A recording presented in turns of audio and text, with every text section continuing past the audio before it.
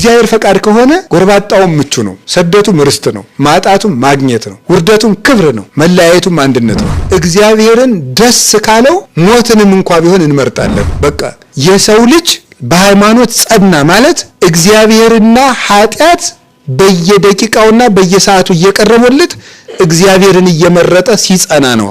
እግዚአብሔር ለአዳም ከሰጠው ከራሱ መልክ እፍ ብሎ ለአዳም ከሰጠው የመንፈስ ቅዱስ ጸጋ የበለስ ፍሬ ይበልጣል አይበልጥም? ታዲያ እንደዚያ ከሆነ እግዚአብሔር ትልቁን ሰጥቶ ትንሹን ለምንድን ነው የከለከለው? አብርሃም ሳያውቀው ከሀገር አስበልጦ የወደደውን አምላክ እኛ ግን ሙቶልን አውቀ ነው፣ ደሙን አፍሶልን አውቀ ነው፣ ስጋውን ቆርሶልን አውቀ ነው። አሁንም ሀገር ይበልጥብናል። አይገርማችሁም? ዘረኞች ነን። ከእግዚአብሔር ሀገር ይበልጣል? ሀገር እግዚአብሔርን ይተካል? ሀገር ቢጠፋ ከእግዚአብሔር ይጠጋሉ፣ እግዚአብሔር ቢርቅ ከማን ይጠጋሉ? ከእግዚአብሔር ይልቅ አገርን አስበልጠን አገር ጠፍቶ እግዚአብሔር ብቻ ሲቀር ከማን እጅ እንጠጋለን? በጾም ጊዜ ስጋን ማንበላው በግና ፍየል ኃጢአት ስለሆኑ አይደለም። እግዚአብሔር ጾም የሚለን ሲርበን ደስ ብሎት አይደለም። ሌሊት ተነስታችሁ ጸልዩ የሚለን እኛ እንቅልፋተን ስንሰቃይ ደስ ብሎት አይደለም። እንደዚህ ብናደርግ ጠብ የለ፣ ጭቅጭቅ የለ፣ ንትርክ የለ፣ አድማ የለ፣ ሐሜት የለ፣ ነገር ስራ የለ፣ ምን የለ፣ ስርቆት የለ፣ ውሸት የለ። በጸሎታችን ተስፋ የምንቆርጠው ለምንድን ነው ካላችሁኝ የእግዚአብሔርን ፈቃድ ሳያውቅ ዝም ብሎ የገባ ሰው አገር አጥፊ ነው። ዘመኑን በሙሉ ሲዋለል ነው የሚኖረው። የእግዚአብሔርን ፈቃድ መጀመሪያ ሰው ማወቅ አለበት። ፈቃድ እግዚአብሔር በምን ይታወቃል ቢሉ በመምህራን። አንድ የቤተ ክርስቲያን መምህር ያውቀዋል፣ እኔ ያውቀዋለሁ ማለት ነው። ደመወዝ ይጨመረን የሚል ቄስ ነው እንጂ አሁን እምነት ይጨመረን የሚል ቄስ አለ? ሐዋርያት ግን ተሰብስበው ጌታን ምንድን ነው ያሉት? ጌታ ሆይ እምነት ጨምርልን ነው ያሉት። በቤተ ክህነት ብትሉት በምን ብትሉት መጀመሪያ ምንድን ነው አሁን ብር። አሁንማ ሀብታሞች ራሱ ሳይኮሎጂያችንን ተረድተው ብራቸውን ፊት እያሳዩን ነው የሚመጡ። እንደምታው እግዚአብሔር የሚቀድመው መቼ ነው? እግዚአብሔር ብቻ የሚታሰበው ያለ ታርጋ እግዚአብሔር ብቻ የሚታሰበው መቼ ነው? ያለ ሳንቲም ያለ ምን አለው ያለ ምን አላት እግዚአብሔር ብቻ የሚታሰበው እግዚአብሔር ብቻ የሚታየው መቼ ነው? ያለ ተቀጽላ ፍጹም ውርደት ነው ይሄ። እስኪ የሆነች ንግድ ነገር ጀምሬያለሁ ተፍተፍ ብዬ አንደኛዬን እዚያ ዋለ ልቆርብ እያሰብኩ ነው ይላል። ምን ተንተፋትፈ ትቀራለህ? መጀመሪያ ለእግዚአብሔርና መጀመሪያ ለእግዚአብሔር ኋላ ለእናንተ። ሰው ሁሉ ደግሞ ዛሬ ምንድነው የሚያደርገው? ሰርቆም ቀጥፎም በልቶ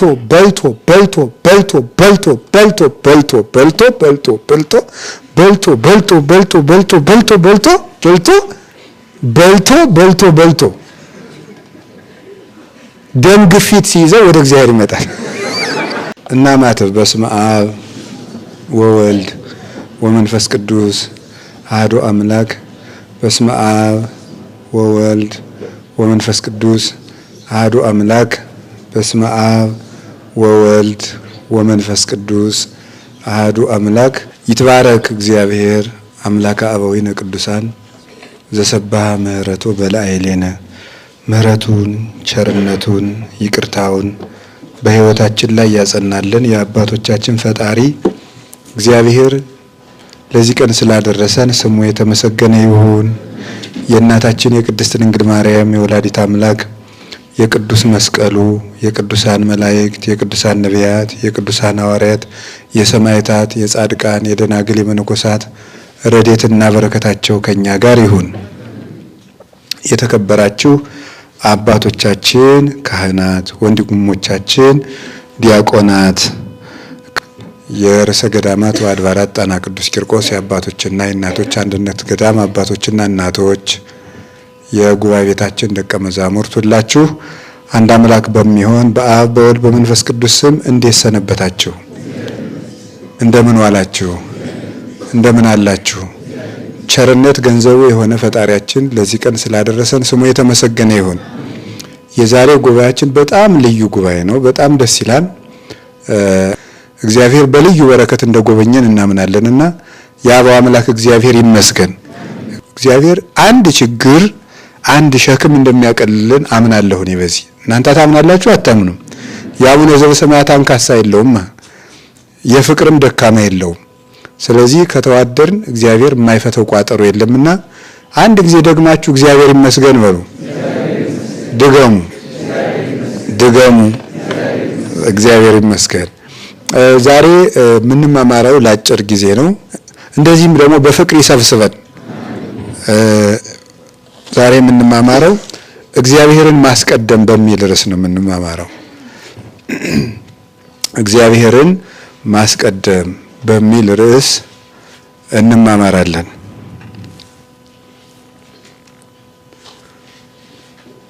እስኪ በሉ አንድ ጊዜ ድገሙ። አንድ ጊዜ ድገሙት። አዎ በጣም ጥሩ።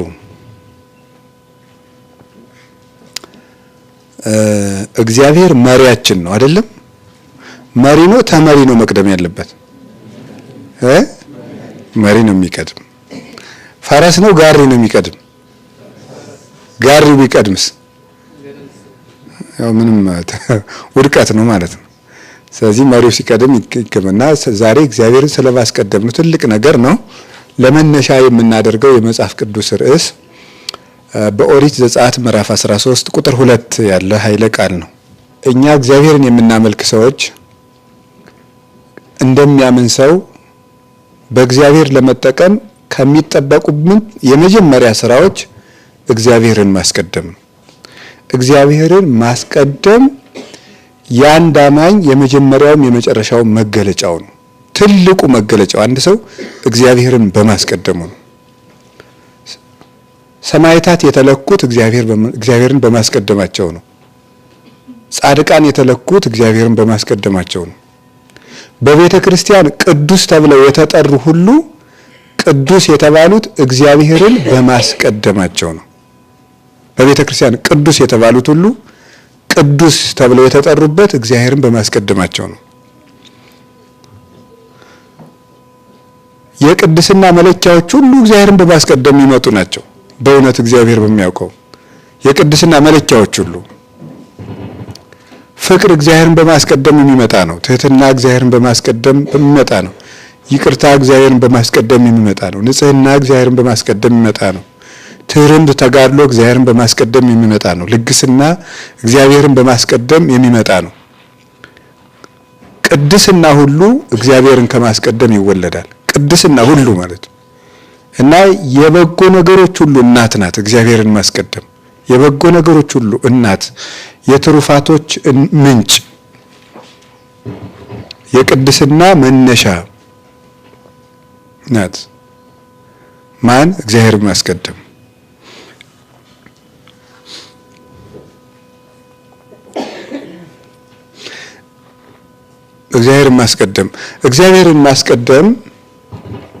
እግዚአብሔርን ማስቀደም አለማስቀደምና ማስቀደም ከመጀመሪያው ጀምሮ ዋጋ ሲያስከፍሉ ታያቸዋላችሁ።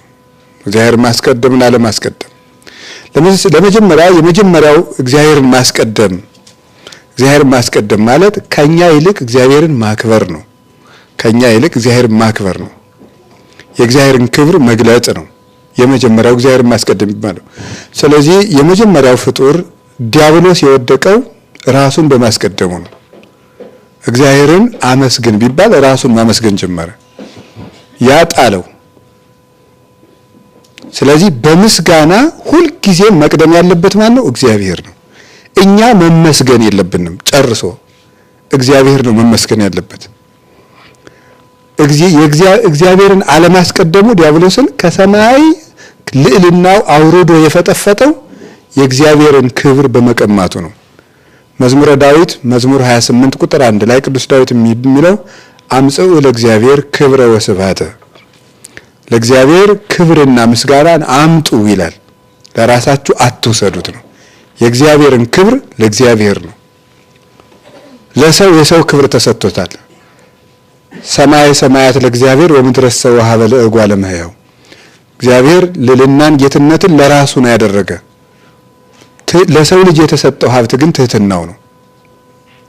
እግዚአብሔር ልዕልና የራሱ ነው፣ ክብር የራሱ ነው፣ ጌትነት የራሱ ነው እና እግዚአብሔር በምድር ላይ የሚጠላው ነገር ኩራት ነው። የኃጢአቶች እናትም ኩራት ናት። እግዚአብሔር ኩራትን ይጠላል። ምክንያቱም መክበር ያለበት እግዚአብሔር ስለሆነ ማለት ነው።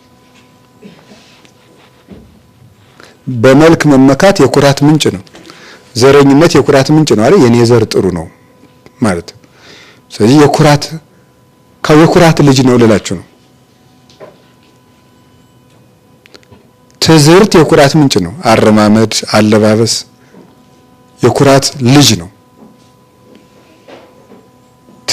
ትሁት ሰው ባለባበሱ ይታወቃል፣ ባነጋገሩ ይታወቃል፣ ይለካል። ራስን ማመስገን የእብሪት፣ የድንፋታ፣ የቁጣ ሁሉ ምንጭ ነው። ኩርፊያ ራስን የመውደድ ልጅ ነው። ኩርፊያ ራሱ ማኩረፍ፣ መበሳጨት፣ መናደድ የኩራት ልጅ ነው። እግዚአብሔርን ያከበረ ሰው ግን ምንም ቢሉት አይከፋውም። እድፋም ቢሉት አዎ ንጹሕ እግዚአብሔር ነው የሚለው። ደንቆሮ ቢሉት አዎ ጠቢብ እግዚአብሔር ነው ይላል። ታናሽ ቢሉት አዎ እግዚአብሔር ታላቅ ነው ይላል። ታላቅ እግዚአብሔር ነው። እርኩስ ቢሉት ንጹሕ እግዚአብሔር ነው ይላል። እግዚአብሔርን ማስቀደም እንዳንቀየም ጭምር ያደርገናል፣ እንዳንከፋም ያደርገናል። ሰፊ ልብና ታጋሽ ሰዎች እንድንሆን ያስችለናል። ዲያብሎስን የጣለው እግዚአብሔርን በምስጋና አለማስቀደሙ ነው። ሰዎች እኛን ሲያመሰግኑ እኛ ደግሞ እግዚአብሔርን እናመሰግናለን። ያ እግዚአብሔርን አስቀደምን ማለት ነው። እኛ ሰርተን እግዚአብሔርን ማመስገን ምንድነው ያለው ጌታ? ወኩሎ ዘተአዘዝክሙ ገቢረክሙ በሉ አግብርት ጽሩዓን ንሕነ። የታዘዛችሁትን ሰርታችሁ ከጨረሳችሁ በኋላ የማንጠቅም ባሪያዎችን እንበሉ። የታዘዛችሁትን ሰርታችሁ ከጨረሳችሁ በኋላ የማንጠቅም ባሪያዎችን እንበሉ ብሏል በወንጌል ሲናገር። የማንጠቅም ባሪያዎችን እንበሉ ያለ ለምንድን ነው? ብንሰራም የማንጠቅም ባሪያዎችን ለምን እንደምንል ታውቃላችሁ? የመጀመሪያው የሰራነው በእኛ ችሎታ አይደለም። ጉልበተኛው ነህ ከሆነ ሸክሙን ያነሳው ጉልበት የሰጠህን እንጀራ ያበቀለው ማን ነው? እግዚአብሔር ነው። በእውቀትህ ያመነጨኸው መፍትሄ ካለ አይምሮን የሰጠ ማን ነው? ማን ያስተማረው መምህርስ ነው ያስተማረን? ማን ያጸፈውን መጽሐፍ ነው ያነበብነው? እግዚአብሔር ነው። ምንም ነገር ብትሰራ ምንት ብከ ዘይነሳይከም ካልከ ወምንት ብከ ዘይኮነ ውህወ ለከ። ቅዱስ ጳውሎስ ሮሜ ምዕራፍ 2 ላይ ሲናገር ምንት ብከ ዘይነሳይከ እምካልእከ ወምንት ብከ ዘይኮነ ውህወ ለከ። ከሌላ ያላገኘው ምን አለ? ያልተሰጠውስ ምንድነው? በማንስ ትመካ ዘንድ አለህ ይላል። ሁሉም ነገር ተሰጥተነው ነው። ለዚያ ነው የማንጠቅም ባሪያዎች ነን ብለው እግዚአብሔርን የምናመሰግን እንጂ። ቀጥሎስ በምናገለግለው አገልግሎት እግዚአብሔርን የምንጠቅመው ነገር የለም። እስቲ እግዚአብሔርን የጠቀመ ፍጡር አምጡ። ማን ጠቅሞት ያውቃል? ሱራፌል በምስጋናቸው እግዚአብሔርን ይጠቅሙታልን? አይጠቅሙትም። እግዚአብሔር ሰው ፍጡር ስላመሰገነው የሚጨመርለት ምስጉን ባህሪ ያለ የለም። ከሱራፌል ምስጋና አይጠቀምም፣ ከካህናት ቅዳሴም አይጠቀምም። ከሊቃውንት ምስጢር እግዚአብሔር የሚጠቀመው ነገር የለም። ከመነኮሳት ትጋት፣ ከሰማይታት ደም እግዚአብሔር የሚጠቀመው ነገር የለም። እግዚአብሔር ከማንም ጥቅም ተጠቅሞ አያውቅም። ታዲያ ስለዚህ የማንጠቅም ባሪያዎች ነን ማለት ነው። ለእግዚአብሔር አስፈላጊ ነገር አናደርግም ማለት ነው። ሌላስ እግዚአብሔርን ለማገልገል እኛ ወርዚ አይደለንም፣ የተገባን አይደለንም። ለዚያ ነገር የተገባን አይደለንም። እስቲ ተገብቶት ያገለገለ እዚህ ውስጥ ተገብቶት የቀደሰ ተገብቶት ማይሌት የቆመ ተገብቶት የሰበከ አለ? የለም። ሁሉም እንደ ሰባራ ዕቃ እግዚአብሔር ከየሜዳው አጠራቅሞት ነው እንጂ በተገባ መንገድ እንደሚገባ አሟልቶ የሚያደርግም ደግሞ የለም። ባለ መጽሐፉ እንደ መጽሐፉ ሙሉ አይደለም፣ ባለ ቅኔው እንደ ቅኔው ሙሉ አይደለም፣ ባለ ማህሌቱ እንደ ማህሌቱ ሙሉ አይደለም፣ ባለ ቅዳሴው እንደ ቅዳሴው። ዜማውን ያስኩት ሲል ስርዓት ይበላሽበታል። ማንም እንደሚገባ አያገለግለውም እግዚአብሔርን። አንደኛ የተገባው አይደለም፣ አገልግሎቱም ለእግዚአብሔር አይጠቅምም፣ አይፈልግም እግዚአብሔር ከኛ። ሶስተኛ ደግሞ ተጠቃሚዎች ራሳችን ነን። ከምናገለግለው አገልግሎት የምንጠቀመው ራሳችን ነን። እንግዲህ ለእግዚአብሔር ባለውለታ ማን አለ? እንደዚያም ስለሆነ እግዚአብሔር ይከብራል። ባደረግነው ነገር ሁሉ እግዚአብሔርን እናከብራለን እንጂ እኛ ልንከብርበት የተሰጠን ነገር የለም። ሰው ከለፋው ልፋት ከደከመው ድካም ራሱን ሊያከብር የሚገባው አይደለም። ለዚያ ነው እግዚአብሔርን ማስቀደም በሚል ርዕስ የምንማማረው ማለት ነው። አንድ መነኩሴ ያለውን ሰምታችኋል አይደል? 40 ዓመት ዘግቶ ሲጋደል ኑሮ ወዳጄ የምታርፍበት ጊዜ ደርሷል፣ እንደ ስራ ልክፈልህ ወይስ እንደ ቸርነት ቢለው፣ አይ እንደ ስራዬ ነው እንጂ እንደ ቸርነትህማ ለኃጢአተኞች ክፈላቸው፣ እኔ 40 ዓመት ተጋድያለሁ ነው እንዴ ብሎ እግዚአብሔር ረሃብ አመጣበት። ረሃብ ቢያመጣበት አንድ ቀን እኮ ነው፣ ትዕግስትም ከነሳው እኮ መታገስ አይችልም። ቢያመጣበት ከተማ ዘል እያለ ወጥቶ ሄደ። ሲሄድ የሚበላው ሲያጣ እንጀራ ስጡኝ፣ ብር አምጣ፣ የለኝም፣ ከሌለማ አንሰጥም። እንግዲያስ 40 ዓመት ዘግቼ ተጋድያለሁ፣ የ20 ዓመት ጸጋ ለእናንተ ይሆናል። ሰጠ። ከዚያ በኋላ ውሃ ጠማ፣ ውሃ ፈለገ፣ አጣ። ውሃ ስጡኝ፣ ብር አምጣ፣ የለኝም፣ እንግዲያማ አንሰጥም፣ 20 ዓመት ቀርታኛለች፣ ውሰዷት። እሷን ሰጠ። መጨረሻ ላይ ደግሞ ምን ይልቀረው? ሃይማኖቱ ቀረው። ሃይማኖት ደግሞ ሃይማኖት ክልት ሸጠው ነው እባክህ አንተ ሰውዬ ብሎ መልአኩ መጥቶ አስቀረለት፣ ከእግዚአብሔር ማስታረቀው። እንግዲህ በጎረገነት ይኖራል ብለዋል አባቶች። ግድ የለም እዚያው ደረሰስ እግዚአብሔር ያውቃል።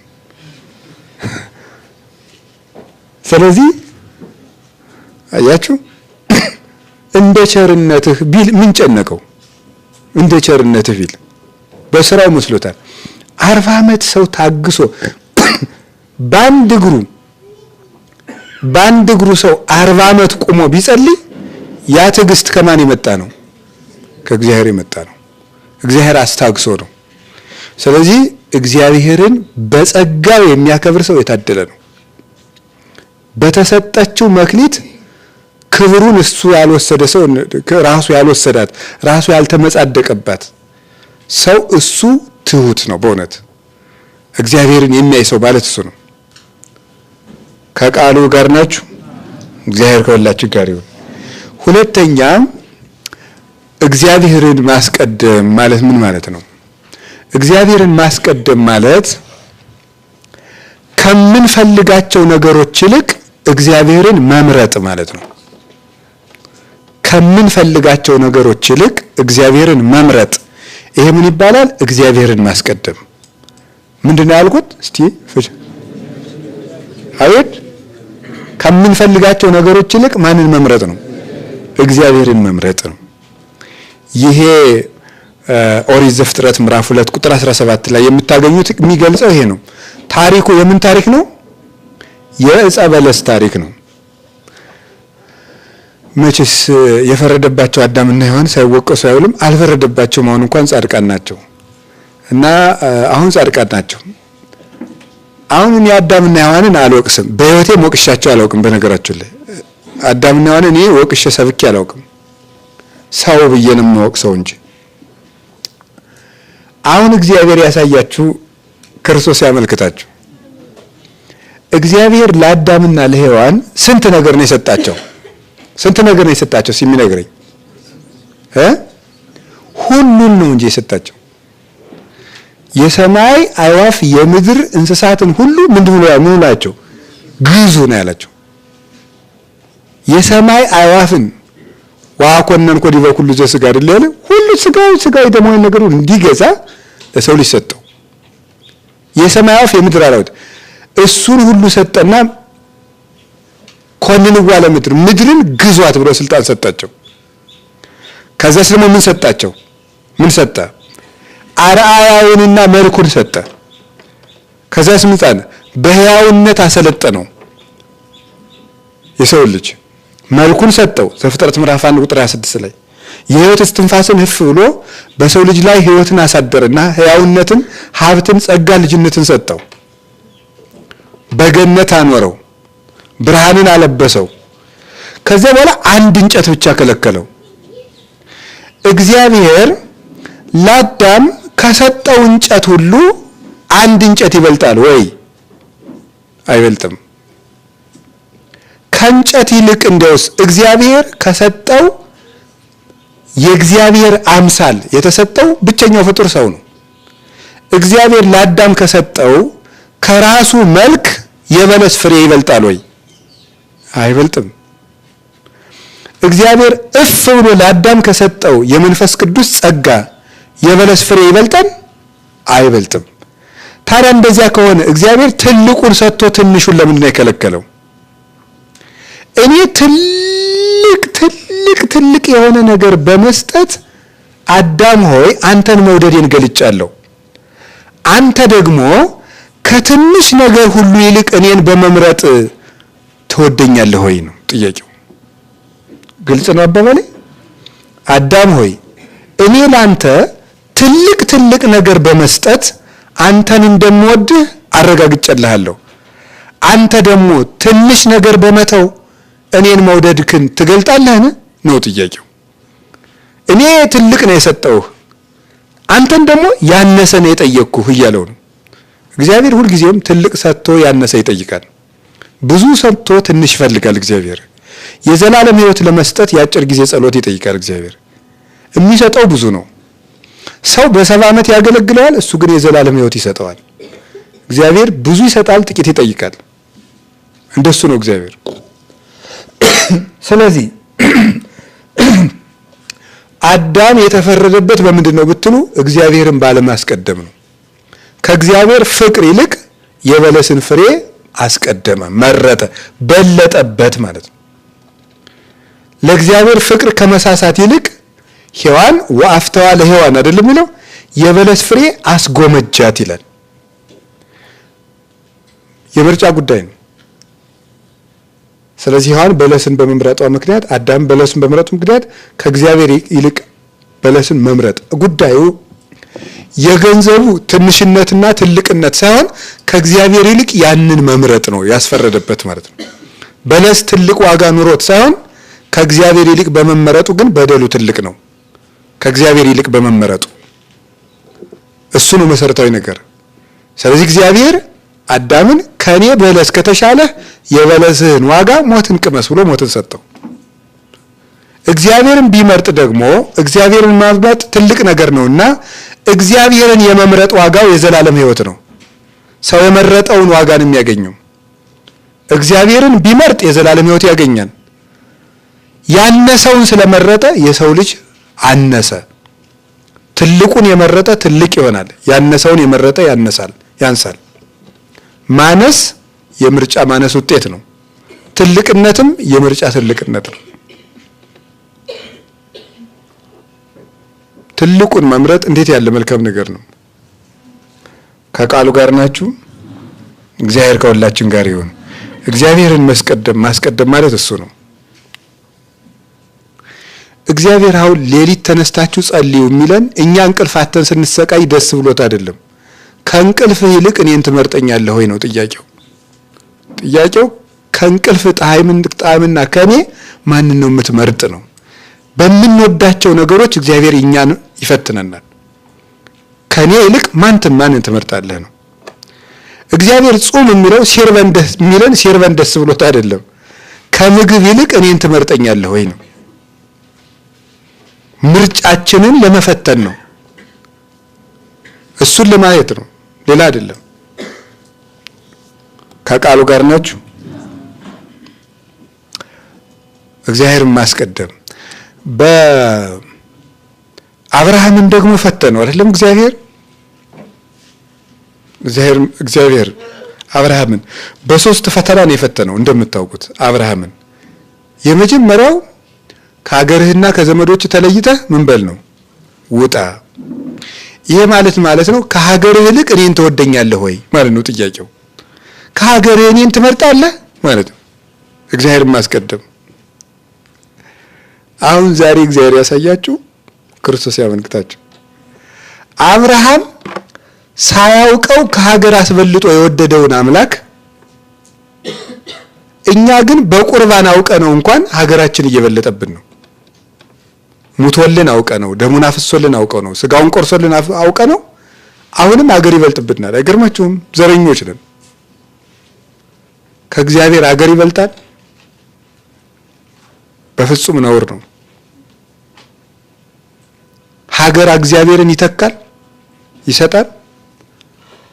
ሀገር ቢጠፋ ከእግዚአብሔር ይጠጋሉ፣ እግዚአብሔር ቢርቅ ከማን ይጠጋሉ? መጠጊያችን እግዚአብሔር ነው። ሰፊ እጅ አለው። አንተ እግዚኦ አቅደምከ ሳርሮታ ለምድር ወግብረ ደዌ ከማንቶ ሰማያት ማንቶሰ ይታጎላ ወአንተሰ ትሄሉ። አንተ ቀጥንት ምድርን መሰረት፣ ሰማያትም የእጅ ስራዎች ናቸው። እነሱ ያልፋሉ፣ አንተ ግን ትኖራለህ፣ መንግስትህም ከቶ አያልፍም ብሏል ቅዱስ ዳዊት። ከእግዚአብሔር ይልቅ አገርን አስበልጠን አገር ጠፍቶ እግዚአብሔር ብቻ ሲቀር ከማን እጅ እንጠጋለን? አገር ጠፍቶ እግዚአብሔርና እኛ ተፋጠን ፊት ለፊት እንቆማለን። አገር አያዋጣም፣ የሚያወጣ እግዚአብሔር ነው። አብርሃም ከሀገሩ ይልቅ እግዚአብሔርን አስቀደመ። እግዚአብሔር ደግሞ ከሰማይ ይልቅ አብርሃምን አስቀድሞ መጣ አብርሃምን ፍለጋ። አብርሃም ከሀገሩ ይልቅ እግዚአብሔር በልጦበት አገሩን ጥሎ እንደወጣ እግዚአብሔር ከሰማይ ዙፋኑ ይልቅ አብርሃም በልጦበት ሀዲጎ ተሳወተ ሳተ ነገደ ቆመ ማይከለ ባሕር በ99 ነገደ መላእክት የሚታጀብ ጌታ ርቃኑን ለአብርሃም ሲል በውሃ መካከል ቆመለት። አብርሃም እንደመረጠው እግዚአብሔርም አብርሃምን መርጦ መጣ ፈልጎ። ከመላእክት ልልና ይልቅ የሰው ልጅን ውድቀት ስቦት እግዚአብሔር ወደዚህ ምድር መጣ። የአብርሃም ምርጫው ይሄ ነው። ከዘመድ እግዚአብሔር፣ ከሀገር እግዚአብሔር ነው። መነኮሳት እኮ ዘመድን ጥለው የሚመንኑት ዘመድ ኃጢያት ስለሆነ አይደለም። ከዘመድ ይልቅ የማን ፍቅር ይበልጥብኛል ነው ነገሩ። የእግዚአብሔር ፍቅር ይበልጥብኛል። ከሀገር ይልቅ የእግዚአብሔር ፍቅር ይበልጥብኛል። እግዚአብሔር አብርሃምን ሌላኛ ፈተና ፈትኖታል። ኦሪት ዘጸአት ምዕራፍ 17 ከቁጥር 1 ጀምሮ እንደምናነበው አብርሃም ሆይ አለው። እንዴት ያለ ፈተና ነው!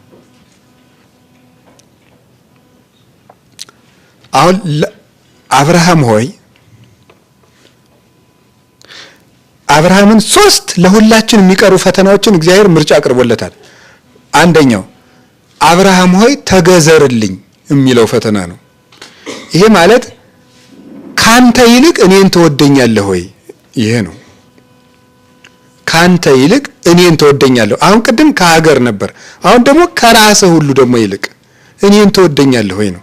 ቁሰልልኝ ነው። ቁሰልልኝ።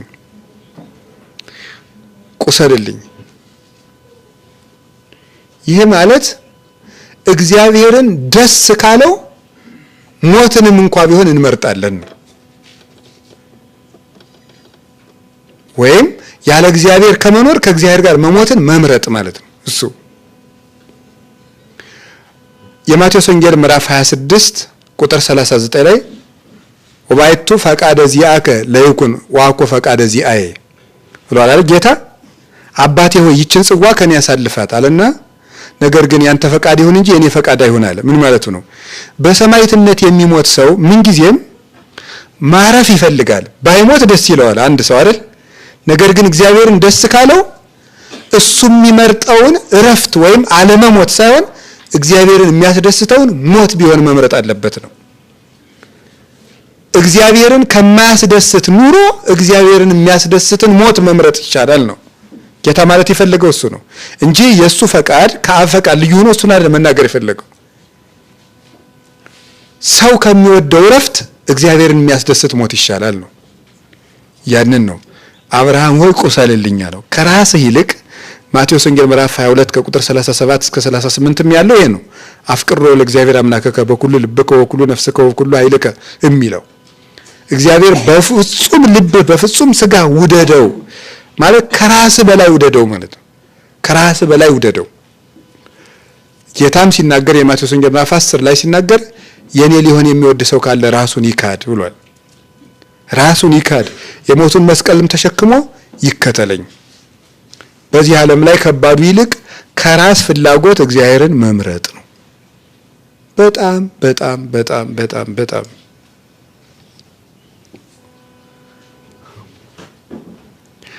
ጾም ይሄ ነው፣ ሌላ አይደለም። ጾም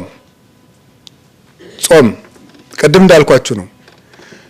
ስጋ የማንበላው በጾም ጊዜ ስጋ የማንበላው በግና ፍየል ኃጢአት ስለሆኑ አይደለም። ስጋ በጣም ስጋ ስለሚወድ ከምትወደው ወጥ ይልቅ እግዚአብሔርን ተወደዋለህ ወይ ነው። ምንም ነገር አይደለም፣ ሌላ እንደሱ ነው ነገሩ። የምንወደውን ነገር በመተው እግዚአብሔርን መውደዳችንን ለመግለጥ ነው እንጂ ፍየልና በግና ከብትና ዶሮ ኃጢአቱ ነው አይደለም የሚተውት። እግዚአብሔርን ከምንወደው ምግብ በላይ እንመርጠዋለን ወይ? ያን ነው የተፈለገው። ከቃሉ ጋር ናችሁ? ይሁዳ ከብር ይልቅ እግዚአብሔርን መውደድ አቃተው። ከ30 ብር ይልቅ መምህሩን መውደድ አቃተው። ተው ማለት ነው። አደገኛ ነው። ምርጫ ነው ማለት ይችን የመምረጥ ጉዳይ ነው አይምሯችን።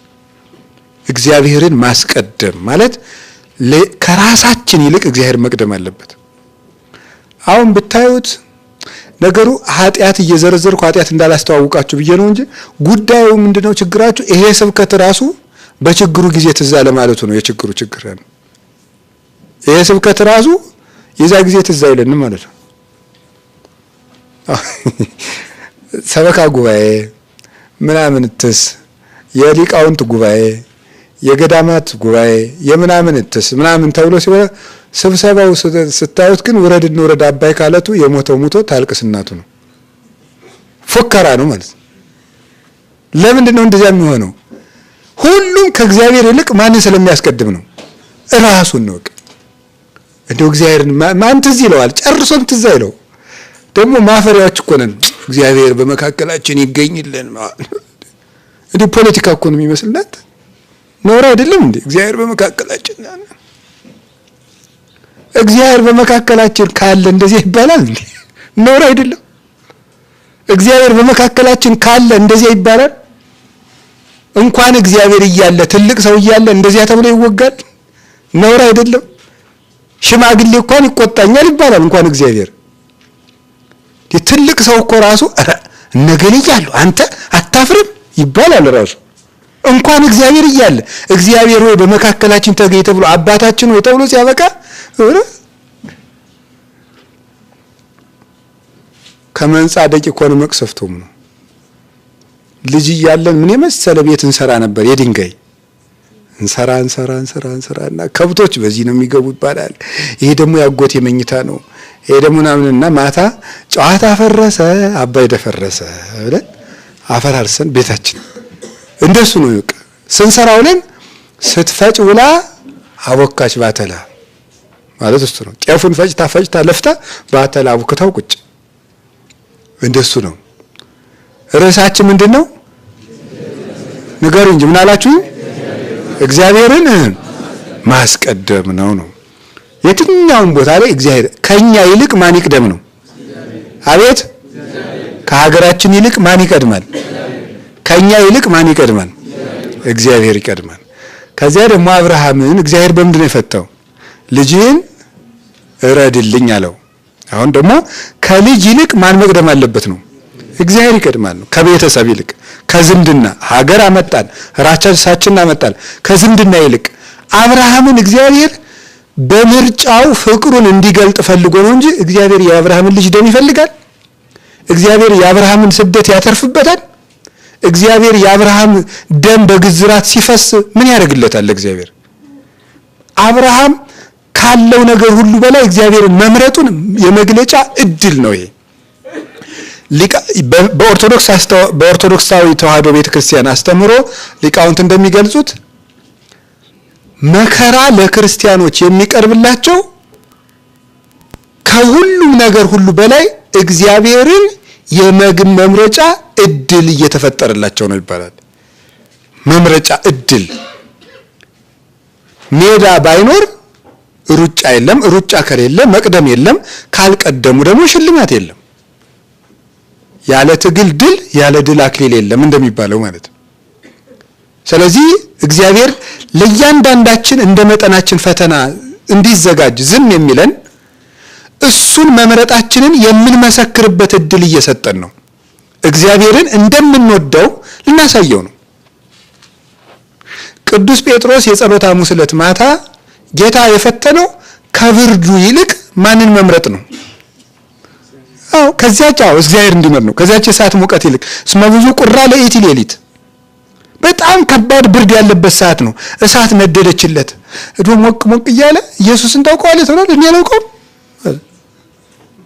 እሳቱ አበለጠችበት ማለት ጌታ የፈለገው ከዚያች ከምትጣፍጥ የብርድ እሳት ይልቅ ጴጥሮስ ሆይ ኢየሱስ ክርስቶስን ትመርጣለህ ሆይ። ልክ እንደ ቅዱስ ጴጥሮስ የብርድ እሳት ብዙ የሚጣፍጡ ነገሮች ይቀርቡልናል በየጊዜው። ከነዚያ ይልቅ ክርስቶስን የመምረጥ እድል ነው፣ የመምረጥ ችሎታ ነው። ክርስትና ሃይማኖት ማለት እንደሱ ነው። እሱን መምረጥ መቻል። እግዚአብሔር የሚመርጥ ልብ ይስጠን፣ የሚመርጥ ልብ ይስጠን። ርዕሳችን ምንድነው? እግዚአብሔርን ማስቀደም ነው። ቅዱስ ጳውሎስ አንደኛ ቆሮንቶስ ምዕራፍ 15 ላይ ለምን በየቀኑ ሞታለሁ ብሎ ተናግሯል። ምን አልኳችሁ?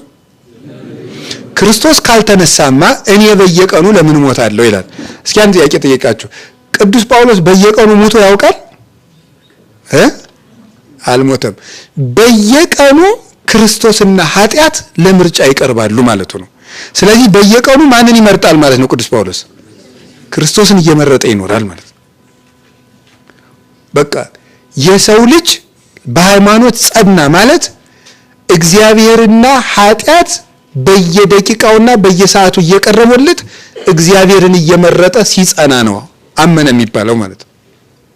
እግዚአብሔርና ገንዘብ፣ እግዚአብሔርና ሹመት፣ እግዚአብሔርና ደስታ ለምርጫ ይቀርባሉ። እግዚአብሔርን የመረጠው ሰው በሃይማኖት ጸና ይባላል። እንደሱ ነው። ርዕሳችን ምን ሆነ? እግዚአብሔርን ማስቀደም። ኦሪት ዘጸአት ምዕራፍ 13 ላይ ምን የሚል ቃል አለ? በኩሩን ሁሉ ለኔ ለይልኝ አለው እግዚአብሔር። ኦሪት ዘጸአት ምዕራፍ 13 ቁጥር 2 ላይ የበኩሩን ከእስራኤል የተወለደው ወኩሉ ተባይት ዘይፈት ማይጸነሙ እምሰብ እስከ እንስሳ፣ ከሰው እስከ እንስሳ ድረስ የእናቱን ማህፀን መጀመሪያ የሚፈታው በኩር ሁሉ ለኔ ሊሆን ይገባል አለ እግዚአብሔር። ለኔ ሊሆን ይገባል። መጀመሪያ የተወለደውን ከብትም ሰውም ለኔ ስጡኝ አለ እግዚአብሔር። ለኔ ስጡኝ ምን ማለቱ ነው መሰላችሁ? እዚህ ውስጥ እግዚአብሔር ያስተምራቸው የፈለገው ምንድነው? የመጀመሪያ ልጃችሁን ለኔ ስጡኝ ማለት በየትኛውም ሁኔታ ትልቁን ነገር መጀመሪያ ለማን ስጡኝ ነው? ለኔ ስጡኝ ነው። በሁሉ ነገር እኔ ልቅደም ነው ማለት የፈለጉት። በኩሩን ለኔ ስጡኝ ማለት የትም ቦታ እኔን አስቀድሙኝ ነው። ትርጉሙ ይሄ ነው ባጭሩ።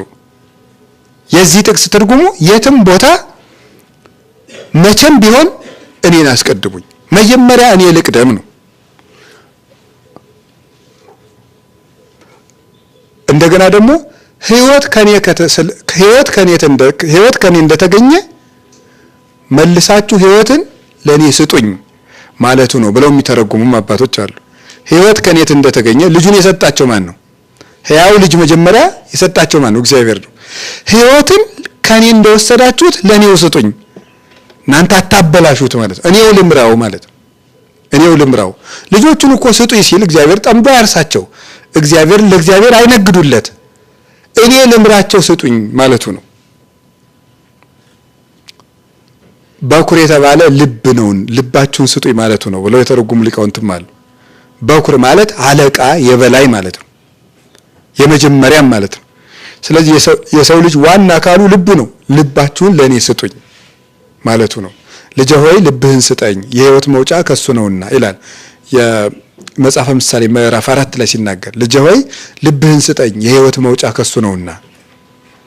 ስለዚህ እግዚአብሔር በኩር ስጡኝ በሚለው ርዕስ እስካሁን ያልኳችሁን ነገር ሁሉ ነው ጠቅሎ የተናገረ። መቼም ቢሆን እኔን አስቀድሙኝ ነው። ስታገኙ እናንተ ሳትበሉት መጀመሪያ ለማን አምጡ ነው? ንገሩኝ እንጂ ለኔ አምጡ ማለቱ ነው። ኤልያስ ከዚያች ድሃ ቤት ሲሄድ እባክሽ መጀመሪያ ለኔ ቂጣ ጋግረሽ አምጪልኝ፣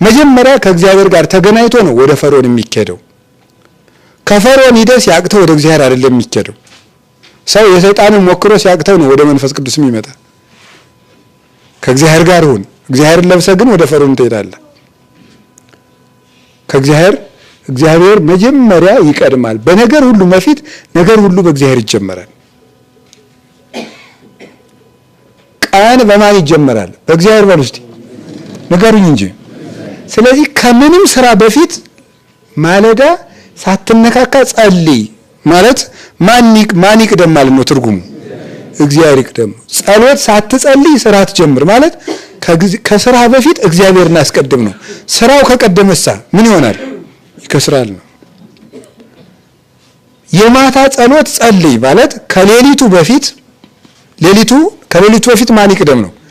እግዚአብሔር። ሌሊቱን በማን ጀምረው ማለት ነው? በእግዚአብሔር ጀምረው ማለት ነው። በተክሊልና በቁርባን አግባ ማለት ከጋብቻው በፊት ማን ይቅደም ማለት ነው? እግዚአብሔር ይቅደም ማለት ነው። እግዚአብሔር ይቅደም ነው።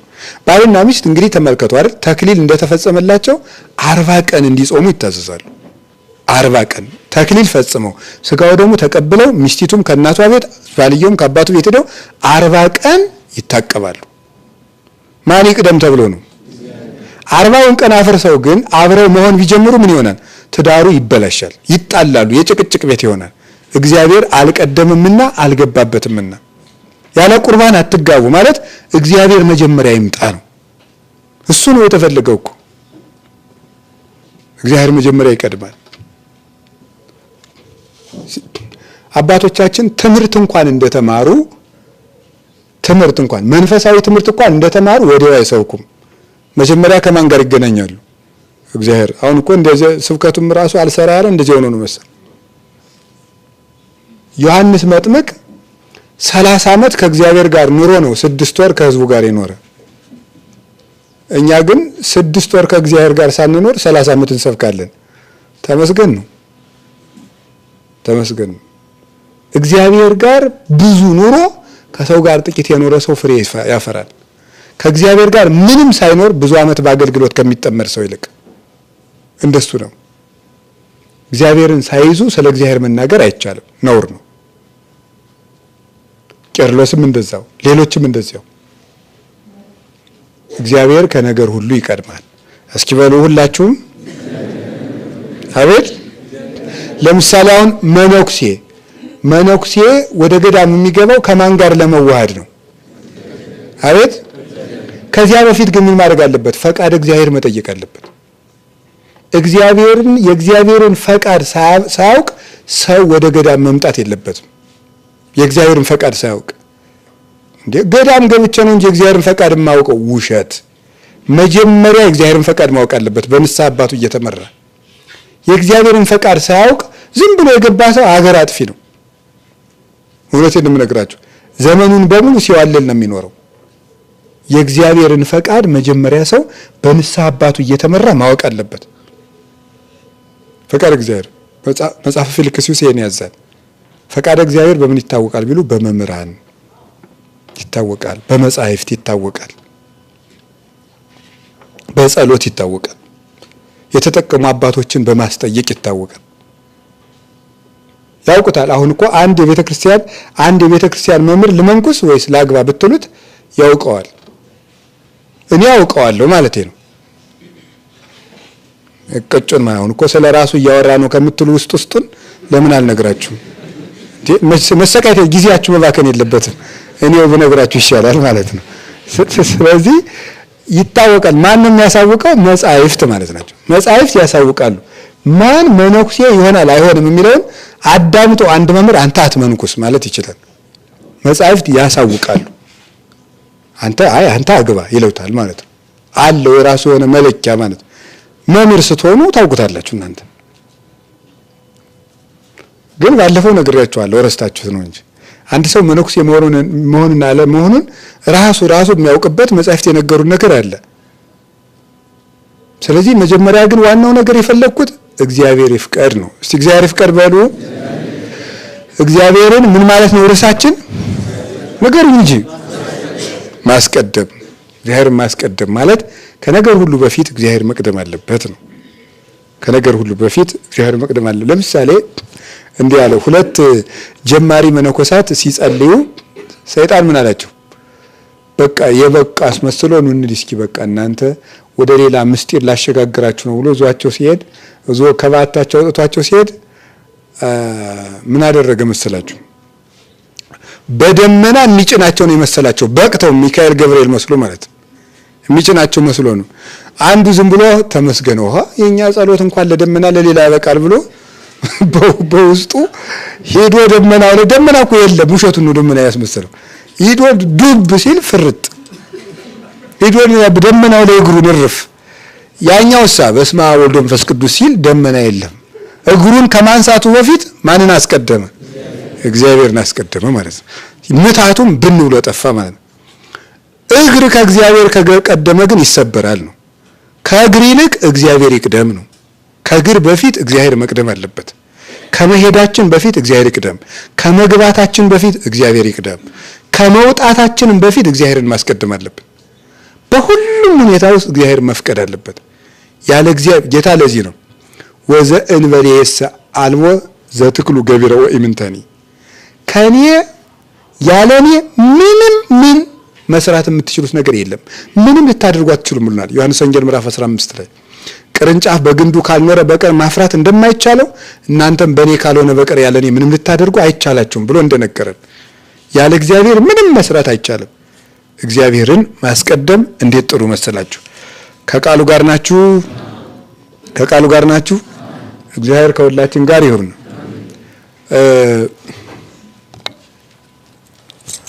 እግዚአብሔርን ማስቀደም ማለት ከአድርባይነት ይልቅ እግዚአብሔርን ማስቀደም ነው። አንደኛው ከአድርባይነት ይልቅ እግዚአብሔርን ማስቀደም፣ ከሚከፋቸው ትልልቅ ሰዎች ይልቅ ማን መቅደም አለበት ነው? እግዚአብሔር መቅደም አለበት። የሐዋርያት ሥራ ምዕራፍ 5 ቁጥር 29 ላይ ነው ኢየሱስ ክርስቶስ የሚባል ስም ጠርታችሁ እንዳታስተምሩ አሏቸው ሐዋርያትን። እነሱ ግን በሱ ስም ማስተማር ጀመሩ። እንዲህ ያለ ስም አትጥሩ አላልናችሁም ምን ሲሏቸው ምንድን ያሉ? ይሄ ይሰነ ናድሉ ለእግዚአብሔር እምናድልኦ ለሰብ፣ ለሰው ከምናደላ ለማን ምናደላ ይሻለናል አሉ ለእግዚአብሔር። ስለዚህ ለእግዚአብሔር ማድላት ማለት ነው እግዚአብሔር ማስቀደም ማለት ነው። የፈለገ ንጉስ ለምን አይሆንም? ከትልቅ ሰው ሁሉ ይልቅ እግዚአብሔርን ከከፋው ሁሉም ይቀራል። እሱን ማስቀደም ነው።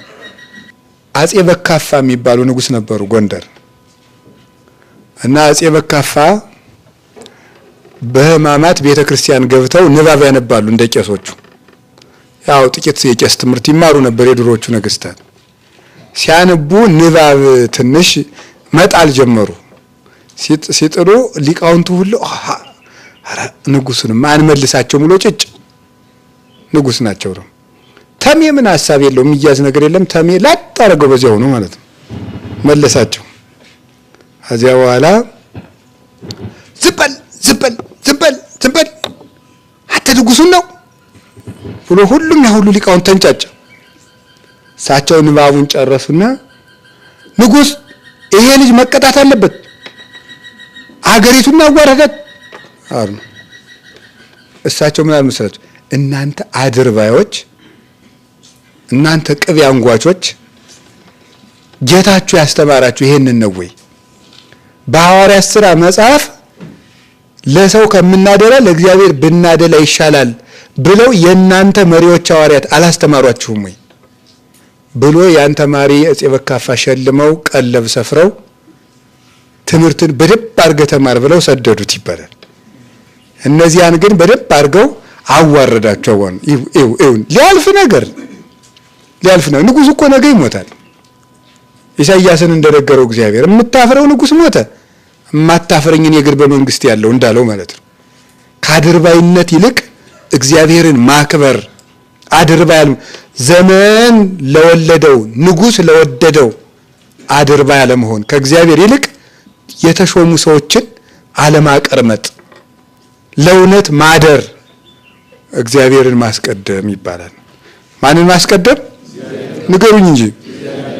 አዎ ከጥቅም ይልቅ እግዚአብሔርን ማስቀደም። ሰማዕታት ምንድነው? ቂርቆስ እሸልምሃለሁ የኔ ልጅ አለ አይደል ያለው ንጉሱ። እኔ እሾምሃለሁ፣ ጥሩ ልብስ እገዛልሃለሁ፣ ወርቅ አለብሳለሁ አለ። አንተ ኀፍረትን የተመላ እኔ ጌታ ኢየሱስ ክርስቶስን መርጫለሁ፣ አንተና ገንዘብ ከጣዖታት ጋር ትጠፋላችሁ ነው ያለው። መምረጥ አያችሁት? ይሄ ሕፃን ልጅ ከወርቅ ልብስ ይልቅ በክርስቶስ ፊት አመድ መሆንን መርጦ ነው እሳት የገባ ከእናቱ ጋር። አዎ እግዚአብሔርን መምረጥ። ሁሉም ሰማዕታት እግዚአብሔርን ያስቀደሙ ናቸው። ለቅዱስ ጊዮርጊስ ሴት ቀርቦለታል፣ ስልጣን ቀርቦለታል፣ ወርቅ ተሰፍሮ ቀርቦለታል። ለቅዱስ መርቆሬዎስ እንዲሁ የጦር አለቃ ትሆናለህ ተብሏል። ትሾማለህ፣ የመንግስቴን እኩሌታ እሰጣለሁ ተብሏል። ለሁሉም ቀርቦላቸዋል። እግዚአብሔርን መረጡ። እግዚአብሔርን መረጡ። ከሹመቱ ከሽልማቱ ይልቅ ከእግዚአብሔር ጋር መሞት፣ ከእግዚአብሔር ጋር መሞት የሚያስገድል እንኳን ከሆነ እሱን ነው የምንመርጠው አሉ። ሰለስቱ ደቂቅ ያሉትም ይሄንን ነው። የማትሰግዱ ከሆነ በዚህ እሳት ውስጥ ጥላችኋለሁ ሲላቸው እንዴ ሀሎ አምላክነ ዘፈጠረኪያከ ወኪያነሂ ውእቱ ይክል አድኅኖተነ፣ እሱኛን ሊያድን ይቻለዋል፣ ነገር ግን ባያድነን ራሱ ግን አንሰግድም። በእኛ መሞት እግዚአብሔር ክብሩ የሚገለጥ ከሆነ ሞት ይሻለናል አሉ ማለት ነው። ሞት ይሻለናል እንጂ ለአንተ ጣዖት አንሰግድም፣ እምንመርጠው እግዚአብሔርን ነው ብለው ከሹመቱ ከሽልማቱ ይልቅ እግዚአብሔርን መረጡ። አሁን ከቃሉ ጋር ናችሁ። እግዚአብሔር ከሁላችን ጋር ይሁን። በነገር ሁሉ መሃል እግዚአብሔርን እንድናስቀድም እግዚአብሔር ይርዳን። ከመብላታችን በፊት አባታችን ሆይ የምንለው ከምግብ ማን ይቀድማል ነው? እግዚአብሔር ይቀድማል ነው። ከሁሉም ነገር እግዚአብሔር ነው የሚቀድመው።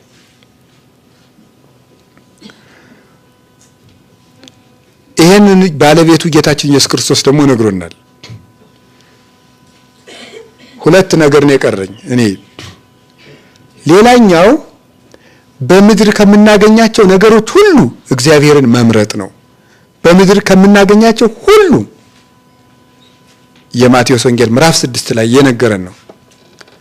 መቅደመ ኩሉ ህሱ መንግስቶ ወጽድቆ ወኩሉሰ ኢትየሰከክሙ፣ አስቀድማችሁ መንግስቱንና ጽድቁን ፈልጉ ሌላው ይጨመርላችኋል አለ። አስቀድማችሁ ጽድቁን ፈልጉ። ሊቃውንት ይህን ሲተረጉሙት ከሁሉ አስቀድሞ ለእግዚአብሔር መኖርን መምረጥ ይሉታል።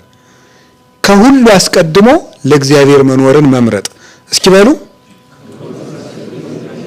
አቤት። ለቤትህ ከመኖር በፊት መጀመሪያ ለማን ኑር ነው? ለእግዚአብሔር ኑር። ለራስህ ከመኖር በፊት መጀመሪያ ለእግዚአብሔር ኑር። ለቤተሰብ ከመኖር በፊት መጀመሪያ ለእግዚአብሔር ኑር።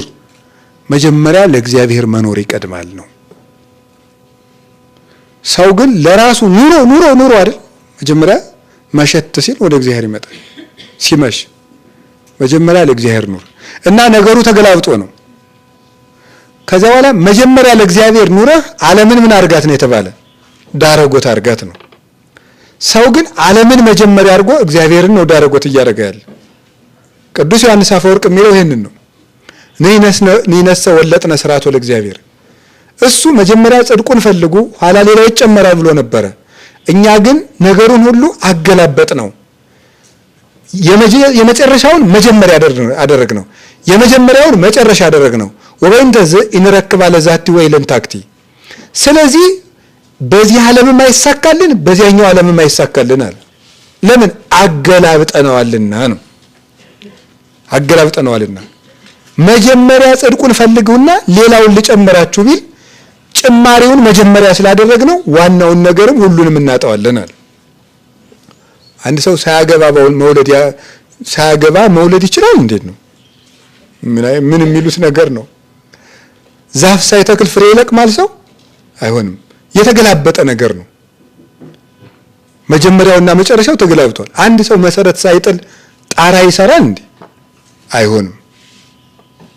በፍጹም ሊሆን አይችልም። ያልወለደው ልጅ ሰው ይድረዋል? በምንና በምን? እናት ወልዳን የምታጠባ አጥብታን የምትወልድ ንገሩኝ እንጂ ይሄ ነው ነገሩ እኮ እንደዚህ ነው። ቀደም ተከተሉ ሲበላሽ ሁሉም ነው የሚጠፋ። ስለዚህ መጀመሪያ ወደ እግዚአብሔር ና። እስኪ የሆነች ንግድ ነገር ጀምሬያለሁ ተፍተፍ ብዬ አንደኛዬን እዚያ ዋለ ልቆርብ እያሰብኩ ነው ይላል። ምን ተንተፋትፈ ትቀራለህ? መጀመሪያ ለእግዚአብሔር ና። እንደሱ እኮ ነው የሚለው እግዚአብሔር። መጀመሪያ እግዚአብሔርን ያዝ፣ ኋላ ወደ ንግዱ ሂድ። መጀመሪያ እግዚአብሔርን ይዘህ ሂድ። መጀመሪያ ያነዘ ከሆነ ሁለቱንም ነው የምታጣው። ወይ አንድ ቀን በእሳት ይቃጠልብሃል፣ ወይ አንድ ቀን ሌባ ይዘርፋል፣ ወይ እሳት በላው ትሞታለህ፣ ወይ ለወንበዴ ታስረክባለህ። እንዲያ ከሚሆን መጀመሪያ ወደ እግዚአብሔር ና። ከቃሉ ጋር ናችሁ? እግዚአብሔር ከሁላችን ጋር ይሁን። ስለዚህ መጀመሪያ ምኑን ፈልጉ ነው?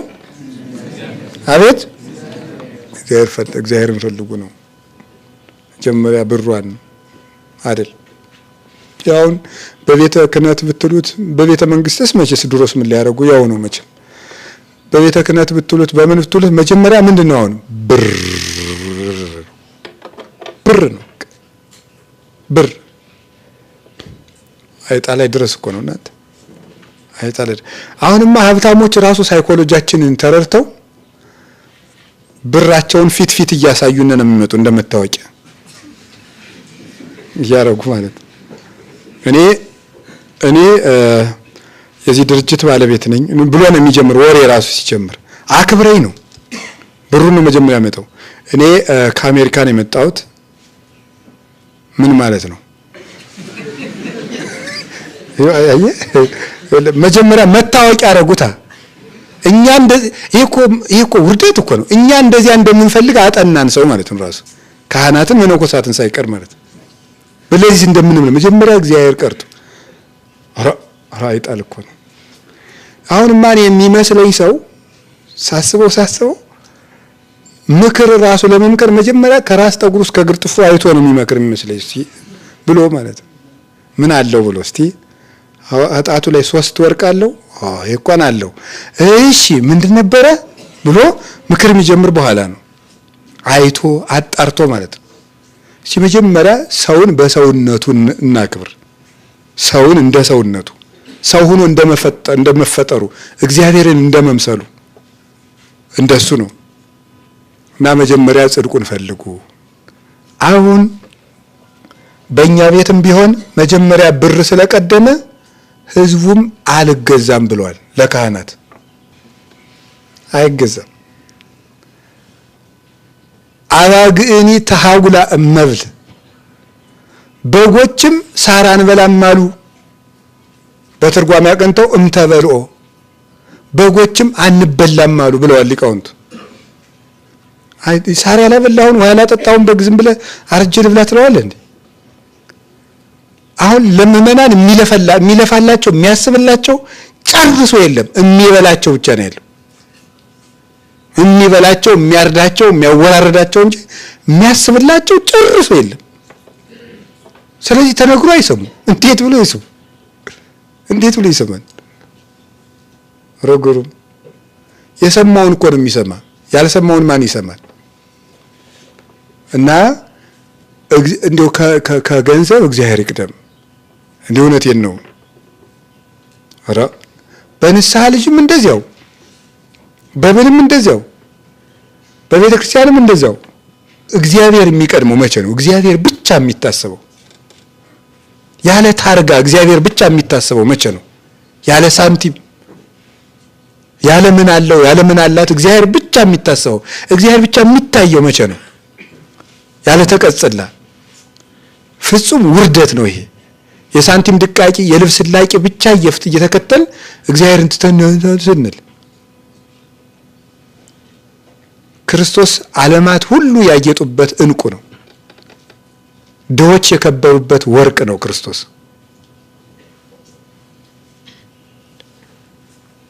ድሆች የለበሱት ፍጹም የብርሃን ልብስ ኢየሱስ ክርስቶስ ነው። ኑሮውበት ነፋሳት የማይነቀንቁበት የብርሃን አዳራሽ እሱ ክርስቶስ ነው። የማይለወጥ ሀገር ነው።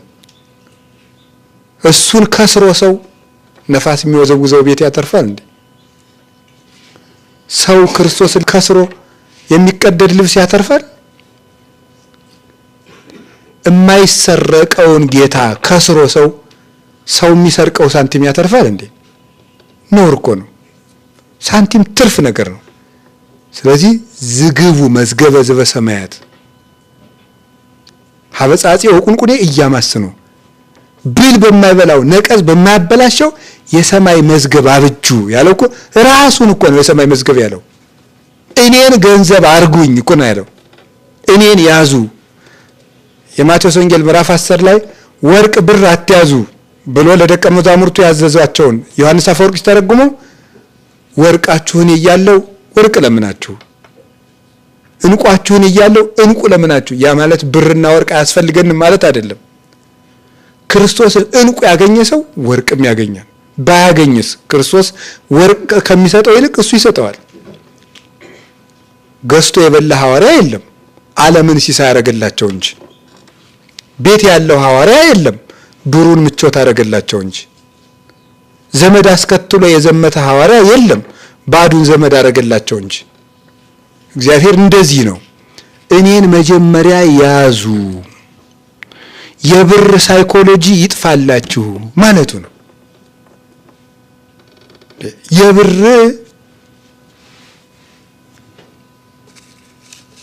እስቲ አሁን እግዚአብሔር ያሳያችሁ ደመወዝ ይጨመረን የሚል ቄስ ነው እንጂ አሁን እምነት ይጨመረን የሚል ቄስ አለ? ሐዋርያት ግን ተሰብስበው ጌታ ምንድነው ያሉት? ጌታ ሆይ እስቲ በሉ ምን ጨምርልን ነው ያሉት? እምነት ጨምርልን ነው ያሉት። እምነት ጨምርልኝ ብሎ የሚጸልይ የለም። ብር ይጨመረኝ የሚል ግን ሞልቷል። እምነት ቢኖር እኮ ምንም ነገር ሁሉ የኛ ነው እኮ። እምነት ካለ ሰማይና ምድር የኛ ነው። እምነት ካለ እግዚአብሔርን ማስቀደም ማለት ይሄ ነው። አባግእኒ ተሐጉላ እመብል በጎችም ሳር አንበላም አሉ። በትርጓሜ ያቀንተው እምተበልኦ በጎችም አንበላም አሉ ብለዋል ሊቃውንት። ሳር ያላበላውን ውሃ ያላጠጣውን በግ ዝም ብለህ አርጅ ልብላ ትለዋለህ እንዴ? አሁን ለምእመናን የሚለፋላቸው የሚያስብላቸው ጨርሶ የለም። የሚበላቸው ብቻ ነው ያለው። የሚበላቸው የሚያርዳቸው የሚያወራረዳቸው እንጂ የሚያስብላቸው ጨርሶ የለም። ስለዚህ ተነግሮ አይሰሙ። እንዴት ብሎ ይሰሙ? እንዴት ብሎ ይሰማል? ረግሩም የሰማውን እኮ ነው የሚሰማ። ያልሰማውን ማን ይሰማል? እና እንዲሁ ከገንዘብ እግዚአብሔር ይቅደም። እንዲሁ እውነቴን ነው። ኧረ በንስሐ ልጅም እንደዚያው፣ በምንም እንደዚያው፣ በቤተ ክርስቲያንም እንደዚያው። እግዚአብሔር የሚቀድመው መቼ ነው? እግዚአብሔር ብቻ የሚታሰበው ያለ ታርጋ እግዚአብሔር ብቻ የሚታሰበው መቼ ነው? ያለ ሳንቲም ያለ ምን አለው ያለ ምን አላት እግዚአብሔር ብቻ የሚታሰበው እግዚአብሔር ብቻ የሚታየው መቼ ነው? ያለ ተቀጽላ ፍጹም ውርደት ነው ይሄ። የሳንቲም ድቃቂ የልብስ ላቂ ብቻ እየተከተል እግዚአብሔርን ትተን ስንል ክርስቶስ ዓለማት ሁሉ ያጌጡበት እንቁ ነው። ድሆች የከበሩበት ወርቅ ነው ክርስቶስ።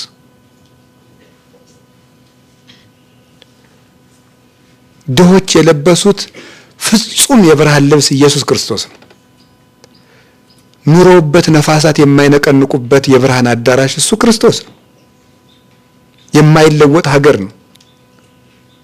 እሱን ከስሮ ሰው ነፋስ የሚወዘውዘው ቤት ያተርፋል እንዴ? ሰው ክርስቶስን ከስሮ የሚቀደድ ልብስ ያተርፋል? የማይሰረቀውን ጌታ ከስሮ ሰው የሚሰርቀው ሳንቲም ያተርፋል እንዴ? ነውር እኮ ነው። ሳንቲም ትርፍ ነገር ነው።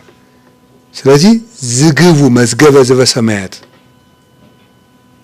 ሀበጻጼ ወቁንቁኔ እያማስኑ ብል በማይበላው ነቀዝ በማያበላሸው የሰማይ መዝገብ አብጁ ያለው እኮ ራሱን እኮ ነው። የሰማይ መዝገብ ያለው እኔን ገንዘብ አርጉኝ እኮ ነው ያለው። እኔን ያዙ። የማቴዎስ ወንጌል ምዕራፍ 10 ላይ ወርቅ ብር አትያዙ ብሎ ለደቀ መዛሙርቱ ያዘዛቸውን ዮሐንስ አፈወርቅ ሲተረጉመው ወርቃችሁን እያለው ወርቅ ለምናችሁ፣ እንቋችሁን እያለው እንቁ ለምናችሁ። ያ ማለት ብርና ወርቅ አያስፈልገንም ማለት አይደለም። ክርስቶስን እንቁ ያገኘ ሰው ወርቅም ያገኛል። ባያገኝስ ክርስቶስ ወርቅ ከሚሰጠው ይልቅ እሱ ይሰጠዋል። ገዝቶ የበላ ሐዋርያ የለም፣ ዓለምን ሲሳይ ያደረገላቸው እንጂ። ቤት ያለው ሐዋርያ የለም፣ ብሩን ምቾት አደረገላቸው እንጂ። ዘመድ አስከትሎ የዘመተ ሐዋርያ የለም፣ ባዱን ዘመድ አደረገላቸው እንጂ። እግዚአብሔር እንደዚህ ነው። እኔን መጀመሪያ ያዙ፣ የብር ሳይኮሎጂ ይጥፋላችሁ ማለቱ ነው። የብር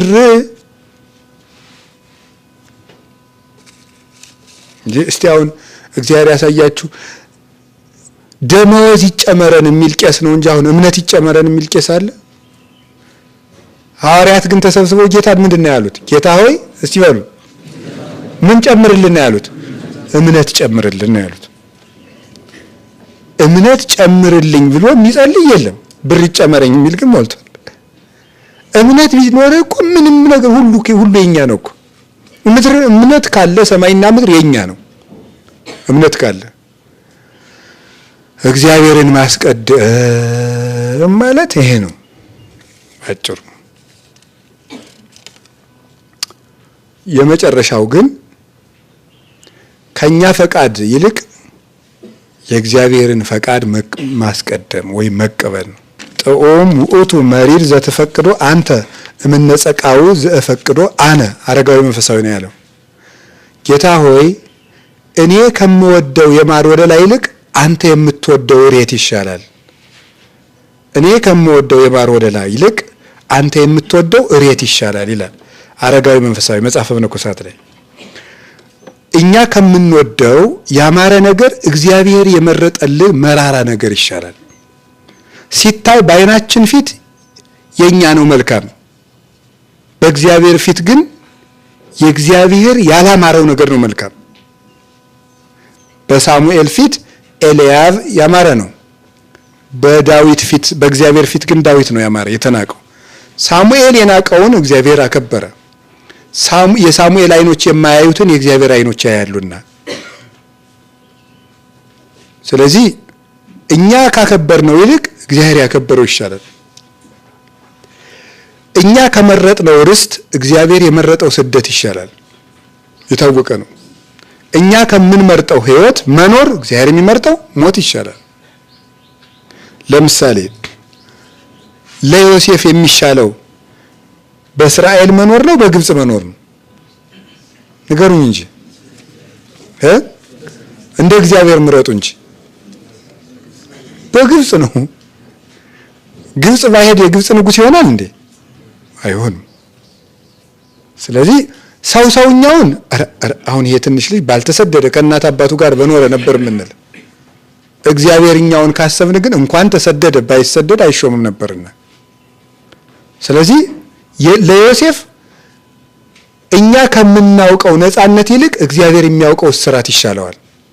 በእግዚአብሔር መታሰሩ የተሻለ ነው፣ ከብሮ የወጣ ከእስር ቤቱ ነውና። እግዚአብሔርን ማስቀደም ማለት የኛን ፈቃድ ጨርሶ ትቶ ለእግዚአብሔር ፈቃድ መገዛት ነው። የእግዚአብሔር ፈቃድ ግን እሬት ሊሆን ይችላል፣ እስራት ሊሆን ይችላል፣ ድብደባ ሊሆን ይችላል፣ ግረፋት ሊሆን ይችላል፣ ሞት ሊሆን ይችላል፣ ማጣት ሊሆን ይችላል። በእግዚአብሔር የከበረ ነው። ለምሳሌ እኛ ማንም ባይሰድበን እንወዳለን።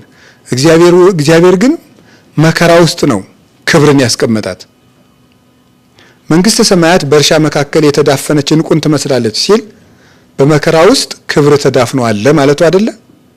በመከራ ውስጥ ክብር ተዳፍኖ ይገኛል። ውርደት ውስጥ ክብር አለ፣ ማጣት ውስጥ ማግኘት አለ አይደል ያለን? ባርነት ውስጥ ነፃነት አለ እያለን ነበር። ለእግዚአብሔር ፈቃድ መኖር ማለት እግዚአብሔር የኛን ጥያቄ እየመለሰልን መኖር ማለት አይደለም። ምንም ይሁን ምን የእግዚአብሔርን ፈቃድ መቀበል ማለት ነው። ምንም ይሁን ምን እግር መቆረጥ ከሆነ እግዚአብሔር ከፈቀደው ይሁን፣ እሱ ነው። ፈቃድ በሰማይ እንደሆነች እንዲሁም በምድር ትሁን፣ ፈቃድ ይሁን የምንለው እሱ ነው። መራራውም ሆነ ጣፋጩ፣ ስደቱም ሆነ ርስቱ፣ ማጣቱም ሆነ ማግኘቱ፣ መከበሩም ሆነ መዋረዱ፣ አብሮነቱም ሆነ መለያየቱ አንተ የፈቀድከው ይሁን። እኛ ከምንወደው አንድነት እግዚአብሔር የፈቀደው መለያየት ይሻላል። ለምሳሌ 9ኙ ቅዱሳን አክሱም አብረው ቢቀመጡ ሃይማኖት አይሰፋም ነበር። ስለዚህ እግዚአብሔር ሃይማኖት እንዲስፋፋና ገዳማዊ ሕይወት እንዲስፋፋ 9ኙ ቅዱሳን እንዲለያዩ አደረጋቸው። አንዱ ወደ ደብረ ዳሞ፣ አንዱ ወደ አንዱ ተለያዩ። አባ ጰንጠሌዎን በአክሱም ዙሪያ ቀሩ። አቡነ አረጋዊ ወደ ደብረ ዳሞ ሄዱ። 9ኙን ቅዱሳን ሰውኛውን ስደተኛ ስለሆኑ ባይሆን እንዲደጋገፉ እንደው አብረው ቢቆዩ ይሻላል።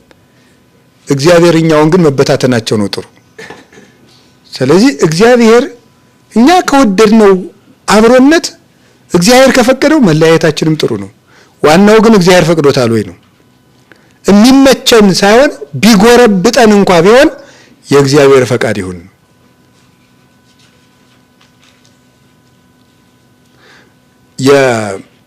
የሐዋርያት ሥራ ምዕራፍ 21 ቁጥር 14 ላይ አጋቦስ የሚባል ነብይ ተነስቶ የቅዱስ ጳውሎስን መታጠቂያ ታጠቀና ምን አለ? የዚህን መታጠቂያ ባለቤት በኢየሩሳሌም ሊገሉት ይፈልጉታል አለው። የዛን ጊዜ ቅዱስ ጳውሎስ ወደ ኢየሩሳሌም ሊሄድ ተነሳ ይላል። ምን ነው እንዴ ኢየሩሳሌም ሊገሉ ይጠብቋል ሲባል እንግዲያውስ እሺ ብሎ እናንተ እንዴት ነው የምታረጉት? ወይም ምን ይሆን ወደ ሮም ነው የምሄደው እኔ ምን ጨነቀ ብዬ ወደ ኢየሩሳሌም ጭራሽ ተነግሮ ይደሙ ወደ ኢየሩሳሌም ይገሉሃል ሲባል ቅዱስ ጳውሎስ ወደ ኢየሩሳሌም ተነሳ። የእግዚአብሔር ለኔ መሞት በኢየሩሳሌም መልካም ከሆነ እዛ ይሻለኛል ነው እዚህ ከማርፍ። እግዚአብሔር ከሌለበት ረፍት እግዚአብሔር ያለበት ሞት ይሻላል። ለዚህ እኮ ነው ተነሳ። አዛራ እባክህን ብለው ሲለምኑት ምንድነው ያለ? እኔ ለስጋዬ ከቶ አራራላትም በጌታዬ ስም ልሞት እንኳን የተዘጋጀው ነኝ አላቸው። ምን ይላል እዛ ቀጥሎ ጥቅሱ? የጌታ ፈቃድ ይሁን ብለን ዝም አልን። እስኪ በሉ የጌታ ፈቃድ ይሁን ብለን ዝም አልን ነው። በቃ ጳውሎስ በኢየሩሳሌም መሞቱ የጌታ ፈቃድ ከሆነ እግዚአብሔር ይመስገን ማለት ነው። እግዚአብሔር እንኳን ሕይወት የሚያከሰር ሞት አይሰጥም። በእግዚአብሔር ስም ሞት እንኳን ትርፍ ነው። ሞት ሕይወትን ያተርፋልና የእስጢፋኖስ ሞት ቤተክርስቲያኑን አስፍቷታል። እሱን ሲወግሩት በጳንጦስ፣ በገላትያ፣ በቀጰዶቅያ፣ በታናሽ እስያ ተበታተኑ ክርስቲያኖች። እነሱ ሲበተኑ እኮ ነው ለተበተኑት ክርስቲያኖች ነው የእስጢፋኖስ ሞት ሲወገር አይተው እኛ ምን ሞታለን ብለው ተበተኑ። እነሱን ለማጽናናት አንደኛ ጴጥሮስ ተጻፈ፣ ሁለተኛ ጴጥሮስ ተጻፈ። እነሱ ባይበተኑ ሁለቱም መልእክታት ማን ይጽፍልን ነበር? ስለዚህ እግዚአብሔር በአንድነትም ይሰራል፣ በመለያየትም ይሰራል። እሱ የእግዚአብሔር ፈቃድ ነው። ብቻ የእግዚአብሔር ፈቃድ ይሁን። የእግዚአብሔር ፈቃድ ከሆነ ጎርባጣውም ምቹ ነው፣ ስደቱም ርስት ነው፣ ማጣቱም ማግኘት ነው፣ ውርደቱም ክብር ነው፣ መለያየቱም አንድነት ነው። ጳውሎስና በርናባስ ወንጌልን እንዲያስፋፉ እንዲጣሉ አድርጓቸዋል እግዚአብሔር፣ እርስ በርስ እንዲከራከሩ። ከዚያ በኋላ ተለያይተው ወንጌልን አሰፉ። እግዚአብሔር የወደደው ነገር ሁሉ መልካም ነው። እግዚአብሔር በስራው ሁሉ ነውር የለበትም። እስመ ርቱዓት ፍናዊሁ ለእግዚአብሔር፣ የእግዚአብሔር መንገዶች ሁሉ ቅኖች ናቸው ብሎ ሆሴዕ ምዕራፍ 14 ቁጥር 9 ላይ እንደነገረን የእግዚአብሔር መንገዶች ሁሉ ቅኖች ናቸው፣ ጥመት እንኳን የለበትም። እግዚአብሔር በባህሪው መልካም ስለሆነ ማለት ነው። ስለዚህ እግዚአብሔርን ማስቀደም ማለት የኛን ፈቃድ እግዚአብሔር እንዲያከብርልን ሳይሆን እግዚአብሔር የወደደውን ነገር ምን እንዲል ነው እንዲያደርግ ነው። በጸሎታችን ተስፋ የምንቆርጠው ለምንድን ነው ካላችሁኝ፣ ሁል ጊዜ እግዚአብሔር እኛ የምንፈልገውን ነገር ሲያሳካልን ነው ጸሎታችንን ሰማን የምንለው። እግዚአብሔር ወደ ፈቃዱ እንዲወስደን ነው እንጂ ወደ ፈቃዳችን እንዲመጣ አይደለም። እግዚአብሔር የኛ ፈቃድ ምን ጊዜም ረብቶ ጠቅሞ አያውቅም። የእግዚአብሔር ፈቃድ ግን ዓለምን ማደን ነው። ወዝንቱ ውእቱ ፈቃዱ ለእግዚአብሔር፣ የእግዚአብሔር ፈቃዱ ምንድነው ይላልና የዓለም መዳን ይላል ዮሐንስ አፈወርቅ። የእግዚአብሔር ፈቃዱ ምንድነው እስኪ ንገሩኝ? የዓለም መዳን ነው። መዳኑ ግን ሞት ውስጥም ሊሆን ይችላል። እግዚአብሔርን ማስቀደም ማለት የኛን ፈቃድ ወደ እግዚአብሔር ፈቃድ ገርቶ መውሰድ ማለት ነው። እሱ ነው እግዚአብሔርን ማስቀደም ማለት። እና እንግዲህ ዛሬ የመጀመሪያ ቀን ነው። እስቲ እኛም እግዚአብሔርን መጀመሪያ አድርገን እንጀምር ሁሉን ነገር። የመጨረሻ ጥያቄ የመጨረሻው ርዕሳችን ምንድነው? አቤት እግዚአብሔርን ማስቀደም። በእንቅስቃሴያችን ሁሉ እግዚአብሔርን ፊት ለፊት ማድረግ ማለት ነው። እመኒ ትነብር ወእመኒ ትቀውም ወእመኒ ተሐውር ወእመኒ ትነውም ወእመኒ ትትነሳ ኢትርሳ ተዘክሮተ እግዚአብሔር አምላክከ በኩሉ ጊዜ ወበኩሉ ሰዓት። ሙሴ በዘዳግም እንደነገረን ስትቀመጥም ስትነሳም ስትተኛም ስትሄድም ስትቆምም ስትራመድም ፈጣሪን እግዚአብሔርን አትርሳው። ምንም ነገር ስታደርግ እግዚአብሔርን አስብ ነው። ምንም ነገር ስታደርግ እግዚአብሔርን አስብ። እስኪ በሉ አንድ ጊዜ በሉ ሁላችሁ። አቤት ምንም ነገር ስታደርግ እግዚአብሔር አስብ። ስትሰጥ ማን እያሰብክ ስት ነው? አቤት ስትሰግድሳ፣ ስትጸልይ፣ ስትቀድስ እግዚአብሔርን እያሰብ ሁሉ ነገር እግዚአብሔር ትዝ እያለ አድርገው ማለት ዘልፈር የእወል እግዚአብሔር እስመ በየማነ ውእቱ ከመ ኢይትሐወክ። እግዚአብሔርን ሁል ጊዜ አየዋለሁ። ሊቃውንቴን ሲተረጉሙ እግዚአብሔር ሁል ጊዜ በፊቴ ነው። ቅድሚያ የውእቱ በኩል ጊዜ እግዚአብሔር ሁል ጊዜ በፊቴ ነው። ይሄን ሲተረጉሙት በፊት ያለ እንዲታሰብ አስበዋለሁ ሲል ነው ይላል። እግዚአብሔር በፊቴ ነው ማለት እግዚአብሔርን ሁል ጊዜ አስበዋለሁ ማለት። እንደዚህ ብናደርግ ጠብ የለ፣ ጭቅጭቅ የለ፣ ንትርክ የለ፣ አድማ የለ፣ ሐሜት የለ፣ ነገር ስራ የለ፣ ምን የለ፣ ስርቆት የለ፣ ውሸት የለ። እግዚአብሔር ፊት ለፊታችን ቢሆን እግዚአብሔርን ሁል ጊዜ ማየት ማለት ነው። እግዚአብሔርን ማስቀደም። ፊት ለፊቱ የሆነ ነገር ይረሳል? አሁን ይሄን እያያችሁ መርሳት ትችላላችሁ? አንረሳም። እግዚአብሔርን ማስቀደም ማለት እግዚአብሔርን ሁል ጊዜ ማየት ማለት ነው። እግዚአብሔርን ሁል ጊዜ ማየት ብቻችንንም ስንሆን ከሰው መሃልም ስትሆን በህብረትም ስንሆን ስንታዘዝም አፋችን ገጥመን ልባችን ውስጥም እግዚአብሔርን ማየት። እመኒ አረጉ ውስተ ሰማይ የኔ ያለው ከአንተ ወደ ሰማይ በወጣ አንተ በዚያ አለህ። እንደ ንስር ክንፍ አውጥቼ ብበር አንተ በዚህ አለህ። ወደ ጥልቁ በበርም አንተ በዚህ አለህ። ቀኝህ በዚያ ትመራኛለህ ይላል ዳዊት። አንተ ከፊትህ ወዴት አይቴ ወይ መንፈስከ ከፊትህ ወዴት እሸሻለሁ ብሎ የተናገረው ነው። እግዚአብሔርን ማስቀደም ማለት ሁል ጊዜ በእግዚአብሔር ፊት ቆሞ መኖር ማለት ነው። ሁል ጊዜ በእግዚአብሔር ፊት መቆም ነው። ወይም እግዚአብሔር ያየኛል ማለት እግዚአብሔር ያየኛል ማለት እንደዚህ ብሎ እያልን ነገር ስንሰራ ሰውየው አይሰማንም፣ ግን ማን እየሰማን ነው? ጎበዝ ለዚህ ጣራ እኮ ፈጣሪ ያለው እውነት አሰጥ። አቤት ለጣራው ሰው ባይኖረው እግዚአብሔር አለው። ለቆምንበት መሬት የሚያይን ሰው ባይኖር እግዚአብሔር አለው። ለምን መክርበት አፍ እግዚአብሔር አለው። ለምን ሰማበት ጆሮ ፈጣሪ አለው። ዘተከላሁ ለእዝን ይሰምዕኑ ጆሮን የተከለ አይሰማምን? ዘተከላሁ ለአይን ይርኤኑ አይንን የፈጠረ አይን ያያል። ሁሉ ነገሩ የተለካ ነው። በእግዚአብሔር ፊት እንደስጦ የተሰጣ ነው። እግዚአብሔር ያየኛል ብለን ክፉ መምከር እናቁም። እግዚአብሔር ያየኛል ብለን ውሸት እናቁም። እግዚአብሔር ያየኛል ብለን ነገር ስራ እናቁም፣ አድማ እናቁም፣ ተንኮል እናቁም። እግዚአብሔር ያያል።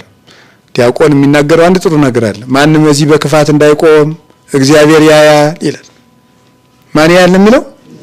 እግዚአብሔር ያያል። እውነቱን ነው። የሱን ለሱ ነግረዋለሁ። እግዚአብሔር ያያል። እግዚአብሔርን አስቀድመን በስራችን ሁሉ በሱ ፊት ንጹህ ሆነን እንድንገኝ ሁሉን የምትችል እጁ ከኛ ጋር ትሁን። በምሕረት ዓይኑ ይመልከተን፣ በምሕረት ዓይኑ ይመልከተን፣ በቸርነት ዓይኖቹ ይየን። ወስብሐት ለእግዚአብሔር። ይቆየን።